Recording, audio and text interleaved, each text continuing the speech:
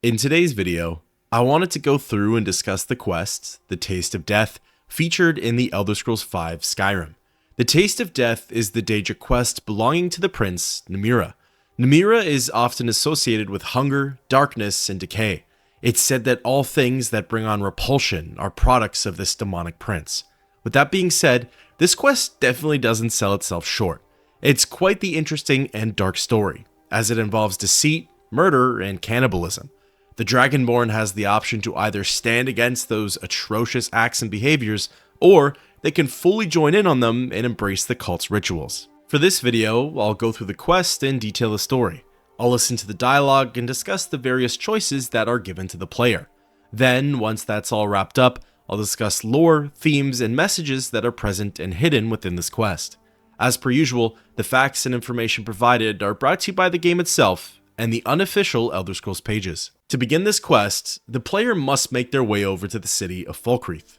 There's no minimum starting level for the Taste of Death, so it can be initiated at any time.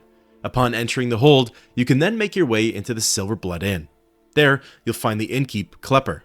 Like most barkeeps, he has a loose tongue and is more than willing to spread some of the local rumors. Did you hear? The Hall of the Dead is closed. Brother Verilus isn't the most popular man in town right now. This brings on a miscellaneous quest and directs the player over to Brother Verilus, or Verilus. Really, it just depends on who you hear the name from. Verilus can be found within Understone Keep. Depending on when you go looking for him, he might be in the middle of a heated discussion. Most of Markarth's residents haven't taken kindly to the Hall of the Dead being closed. They think Verilus is hiding something, and oh boy, if only they knew the truth. If it's about the Hall of the Dead, no, you can't go in there. I can't talk about it. Rest assured, the Jarl hears everyone's concerns. You will be able to visit the dead again soon. Alright. I was going to suggest the Jarl hire someone to sort this mess out anyway. We've discovered that some of the dead have been eaten. Flesh has been chewed off. Bones were snapped to get at the marrow inside. We haven't caught anyone or anything yet. It's like it knows when I'm there. If you can get to the bottom of this, the priesthood of Arcade will reward you. Take my key, and be careful. Unfortunately for Markarth, a cannibal on the loose isn't the strangest thing they've had to deal with. Still though, the sooner this matter is wrapped up, the better it'll be for everyone in town. The Hall of the Dead is located in the same chamber as the Dwemer ruins of Kuwanzel. Going on inside, it's rather quiet and empty. That is, until the Dragonborn starts to make their way further in. Not many would walk blindly into a crypt, smelling of steel and blood, but not fear. I feel the hunger inside of you, gnawing at you. You see the dead, and your mouth grows wet. Your stomach growls. It's all right. I will not shun you for what you are. Stay. I will tell you everything you have forgotten. Whoever's in here with you has either eaten this place clean, or Brother Verilus cleared out the remaining dead. There aren't any traces of limbs, bones, organs, or tissue. The burial urns themselves are even gone. The hall is completely empty. After wandering around for a bit, you begin to feel a presence behind you. That someone or something from before is watching you from the darkness. You were young when you first tasted human flesh, weren't you? A brother or sister had died? An accident, of course. Then the hunger set in. Curiosity. What's the harm in just one bite? It's okay now. You found a friend who understands you. You can let go of your guilt.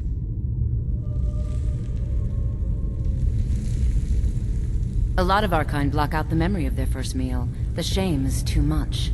But you don't need to hide anymore.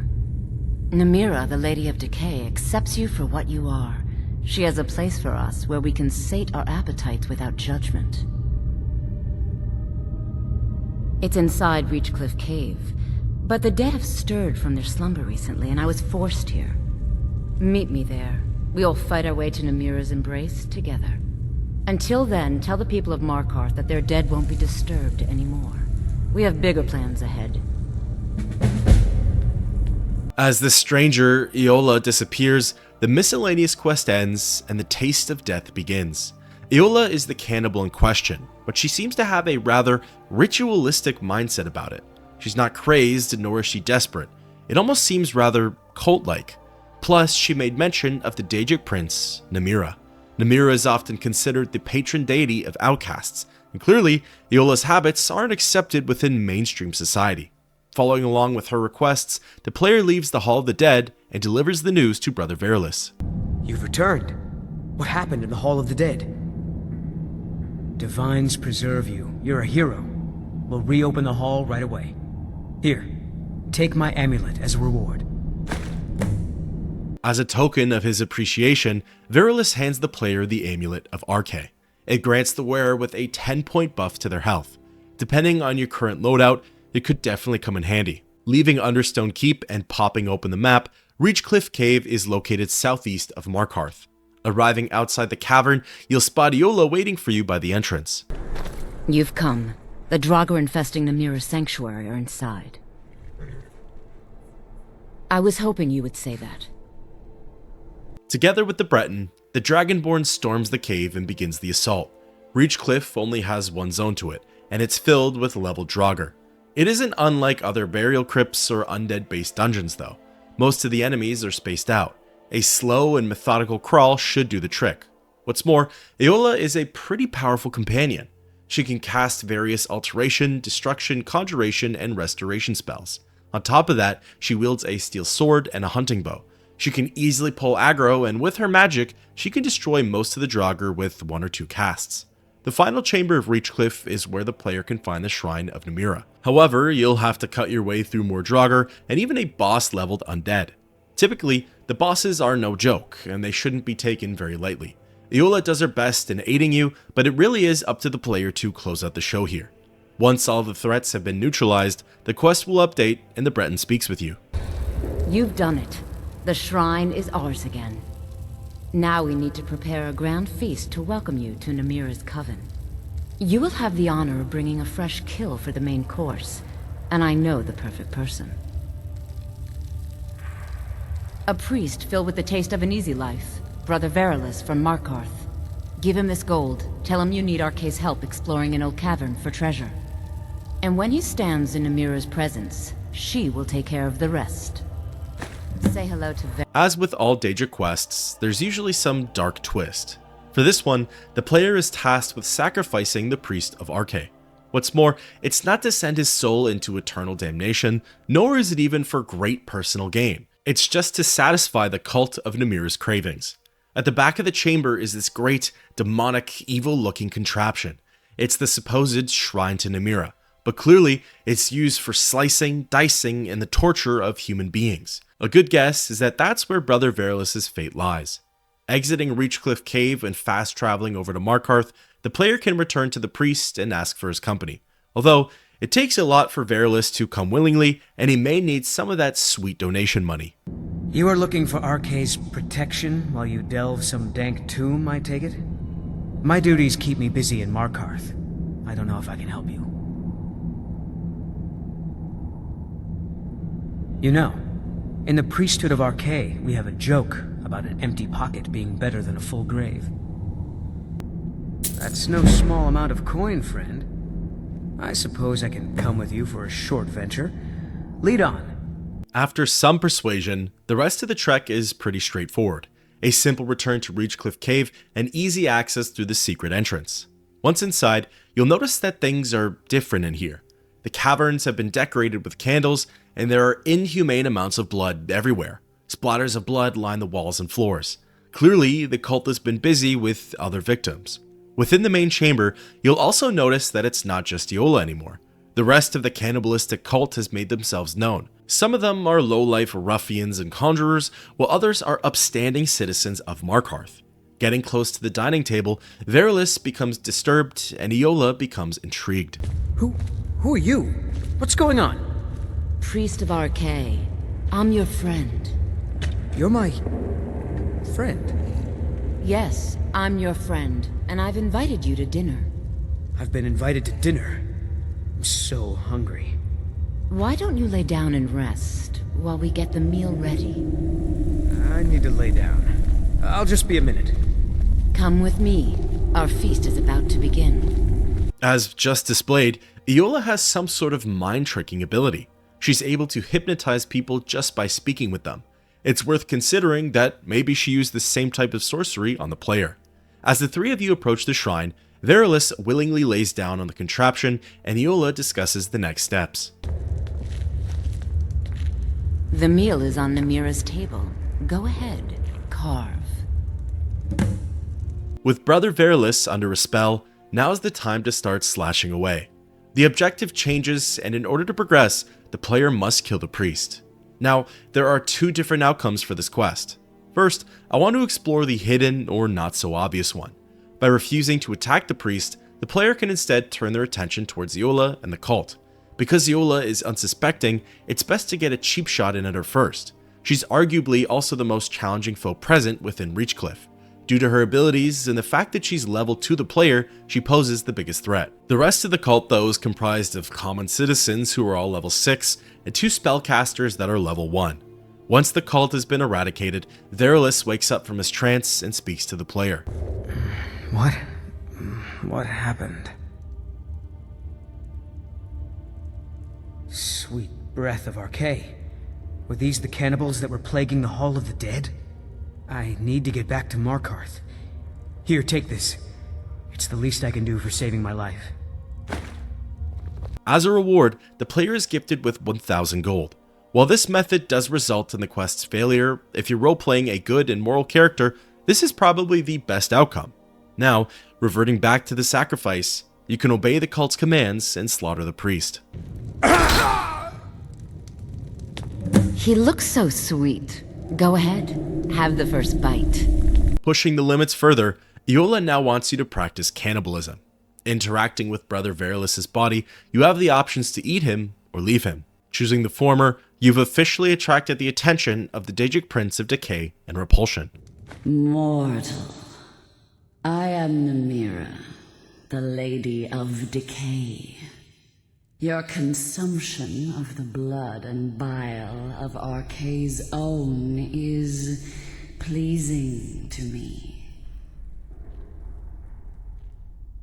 I give you my ring.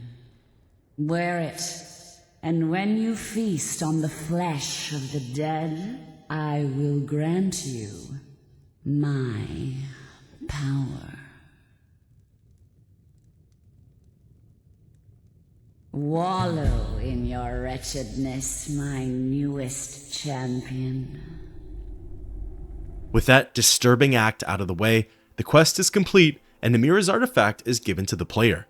The Ring of Namira grants the wearer with a 50-point bonus to their stamina. What's more, if you feed on corpses while wearing the ring, you receive a temporary buff to health and health regen. To completely wrap things up, the player can speak with Eola once more.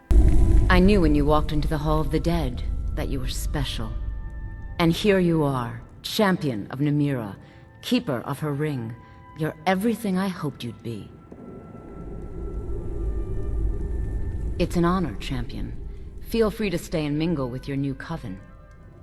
Like mentioned before, the coven has a mix of shady characters and upstanding citizens.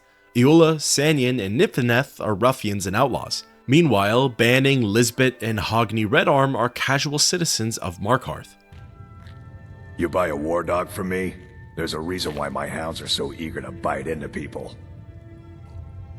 The bloodiest beef in the Reach. One of my customers? Did you know I inherited the store from my late husband? Shame what happened to him. He had such good taste. At this point, Eola can now be used as a follower should the player need a companion for their travels and adventures. The final order of business for this quest is using the Ring of Namira. While looking for victims, some poor, unlucky hostage just escaped from one of the nearby forts. Little did she know that she was probably safer back at Mistwatch. Attacking her and bringing her down, the player now has the option of eating the corpse. While wearing the ring and interacting with an NPC's body, the player has the choice of eating them or searching their inventory. One simple feed and the effects of the ring are brought on. Your health gets increased by 50 points for 5 minutes, and your health regen is increased by 50% for 5 minutes as well. Be careful while feeding though, as if witnessed by another NPC, it's considered assault and therefore a crime. With the Taste of Death completed, let's talk a little bit about it. If you played through the Elder Scrolls IV Oblivion and embarked on Namira's quest in that game, you might have noticed some similarities. Mainly, the priests of Arkay antagonizing the followers of Namira. While in Oblivion, you can make an argument for both sides being in the right. The followers just wanted to be left alone, and the priests were just doing their job, cleansing the ruins and trying to help the Forsaken. For Skyrim, the circumstances are downright repulsing and grotesque. While Brother Verilus might not have been a perfect priest, I don't think it's controversial to say that he didn't deserve his fate. Slaughtered and eaten by the very group he's sworn to eradicate. A group that has admitted to killing and eating other citizens of Markarth just to appease their appetite for human flesh. If anything, this quest is on par with the House of Horrors in terms of demonstrating a Daedric prince's evil nature. There's nothing redeeming about it.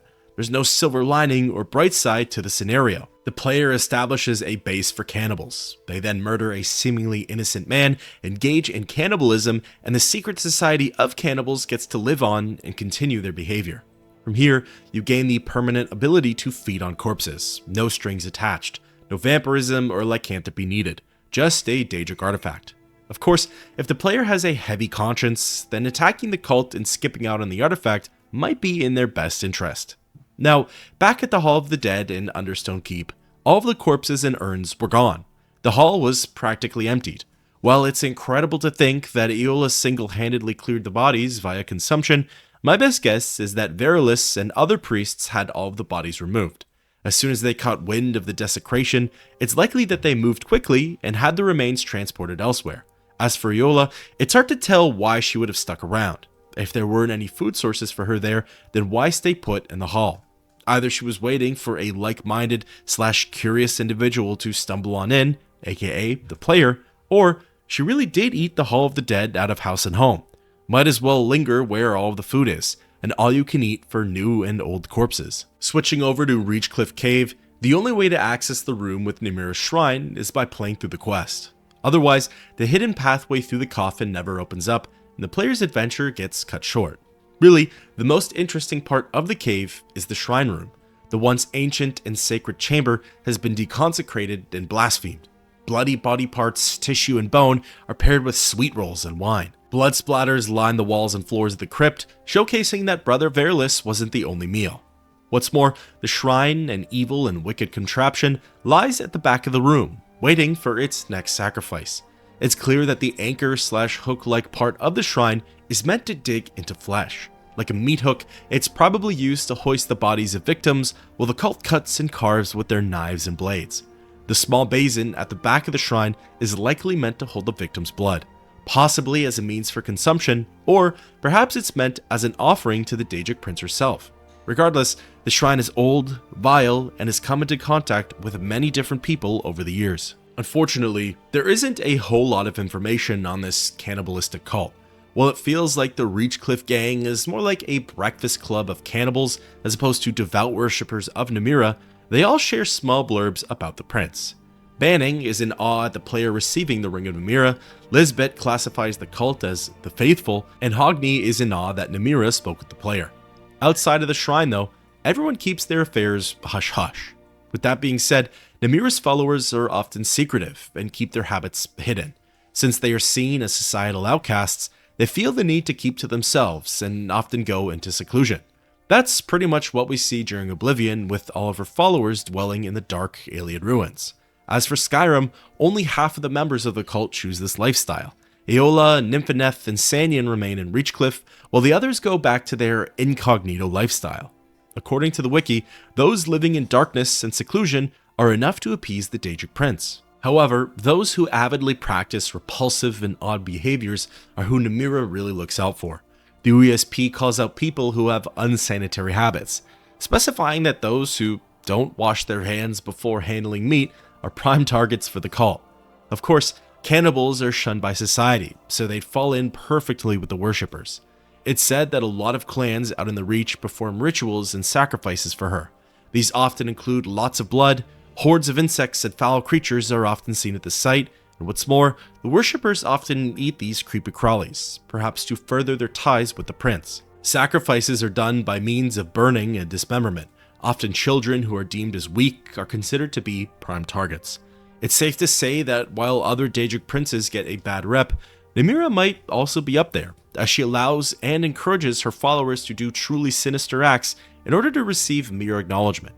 I'd love to know your thoughts and opinions on the quest down below, and until next time, keep on adventuring.